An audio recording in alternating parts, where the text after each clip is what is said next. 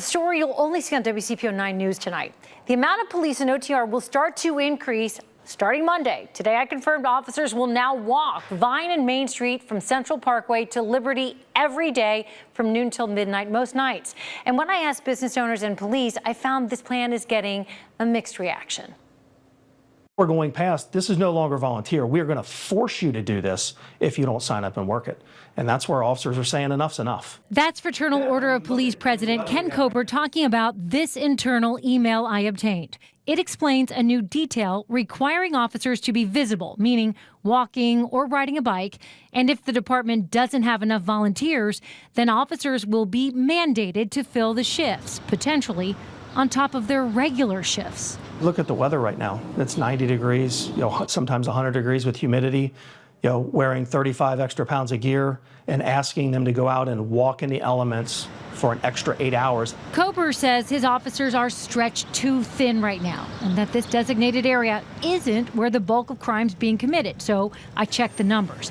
And there have been 4 homicides in OTR this year, only 1 in that area. 29 aggravated assaults in all of OTR, but only a handful of them on Vine and Main between Liberty and Central.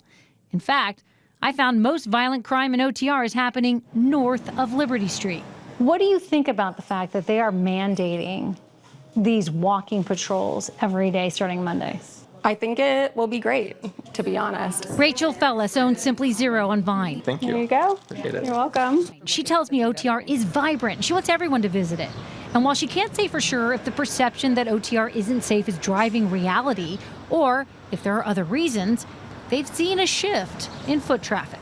I would say, like, in the last month, I know a lot of us retailers have, been concerned with the decrease in traffic that we've seen here. There's been a coalition, a committee of us that have been asking, not just for more presence in the neighborhood, but also we always want to share the positive of what's happening here in OTR. Kober sees this as 3CDC calling the shots to protect its investments. It owns or manages much of the property in the designated area. And when you call a shift a detail, he tells me that means a third party, like a 3CDC, is footing the bill.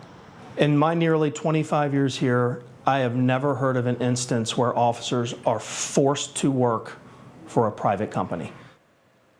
All right, I want you to know, I did talk to 3CDC's president, who tells me he does pay for details, but is not paying for this one. So what is this going to cost? Well, Kober estimates about $60,000 every month. And I did reach out to the police chief's office and the city manager's office to ask who's paying for this detail and why they felt it's necessary now, but I have not gotten a response.